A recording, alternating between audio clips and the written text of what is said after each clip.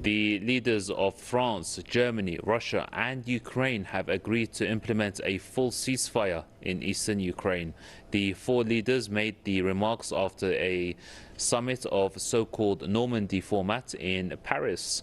In a joint communique, they agreed to immediate measures to stabilize the situation in the conflict area. Among these measures were the release of prisoners on each side by the end of the year.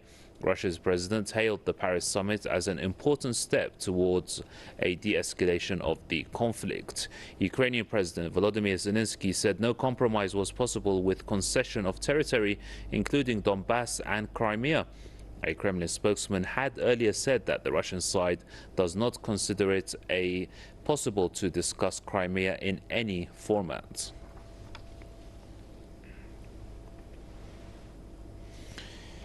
Tony Gosling is an investigative journalist and joins us from the British city of Bristol. Mr. Gosling, welcome. What do you make of these peace talks? They've been hailed by the Russian president and they seem to be somewhat positive. The Minsk Agreement, February 2015, a year after the Maidan coup, was the first attempt to get a permanent agreement going. But of course, there have been a few skirmishes between the two sides over the Russian-Ukraine Donbass in that area. I mean, it's very important, obviously, to solidify this peace agreement, and it's fantastic to see that there's been some agreement on all this tonight. This is literally one of the most important potential flashpoints in the world right now, and if there's no peace talks taking place and that the peace is not being solidified, then of course it's much more likely that conflict might break out there. So this is really good news. What's not good news is the Western press's reporting of a lot of this tension between the Donbass and the Ukraine. We've seen the BBC a few months ago, and tonight here on Channel 4 News, ITN, it's supposed to be a reputable British media outlet, actually saying that Russia and Ukraine are at war. Well, this is just simply, over-egging the pudding. There is a lot of tension along the borders, but I can tell you, if there was actual war going on, we would all know about it, and a lot more people would be dying. It's not that no one is, but this is a very important flashpoint to stop. I mean, one of the other places. I mean, there's various around the world. There's the South China Sea and the Iran-Israel tension, the most obvious, but there are others. There's Venezuela, there's North Korea. But to put a seal between the Ukrainian leader and the Russian leader is really, really important thing to do. We've got France, Germany, Russia and Ukraine, the four parties in these talks, and of course to have the French and the Germans there too just makes it that much more solid. Yeah, and you mentioned the previous, the Minsk agreement. So that was a previous peace deal. What do you think differentiates this process, this peace talks between past agreements that didn't really, put an end to the? It's not a war, as you mentioned, but more of the clashes here and there. Well, I think what's been happening, particularly before the election of Volodymyr Zelensky in Ukraine this year, was, look, it's very, very important. Before that, we had the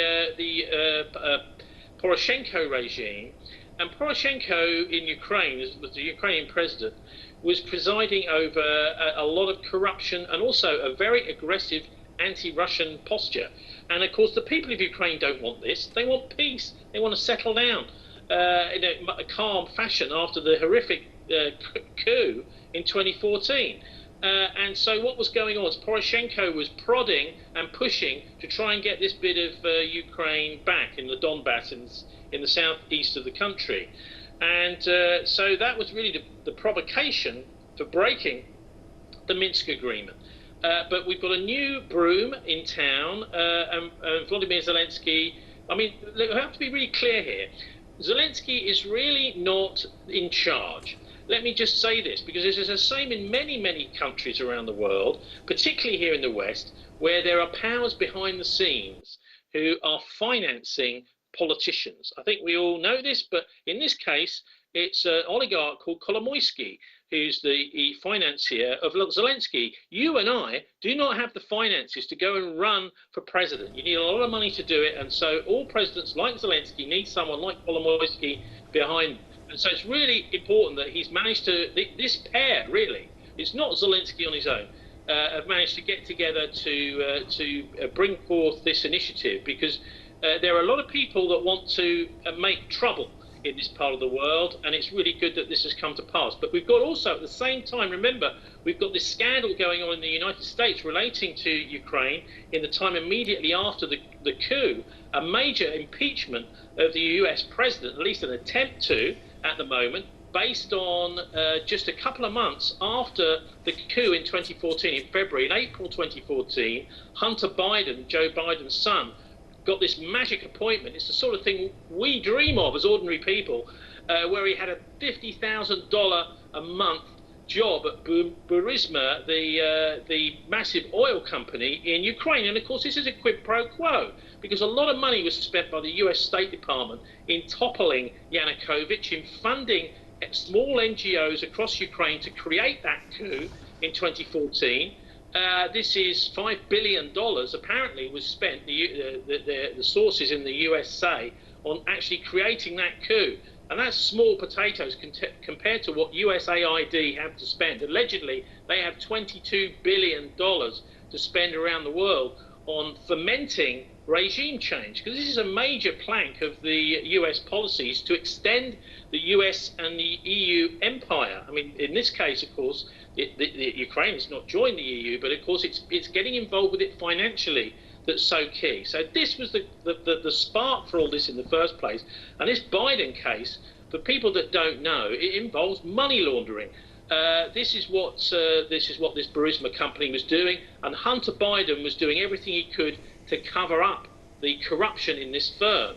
And in fact, I only found out today that even the British Serious Fraud Office here in London had frozen the accounts of the owner of this company, Zlochevsky, for money laundering. So this was a corrupt company that Hunter Biden went along, and Hunter Biden allegedly got the prosecutor who was going to do some prosecutions of Burisma sacked. So this is a running story at the same time as all this is going on. Hopefully, if the president doesn't get impeached, etc., this will come out, and we will see some of the corruption that happened in Ukraine as soon as Poroshenko got to power and after the Maidan coup. And Ukraine will settle down not to be a puppet state of the United States, but to be a little bit more independent under Zelensky. Okay, Mr. Gosling, as always, thank you very much for your contribution. Tony Gosling there, an investigative journalist joining us out of the British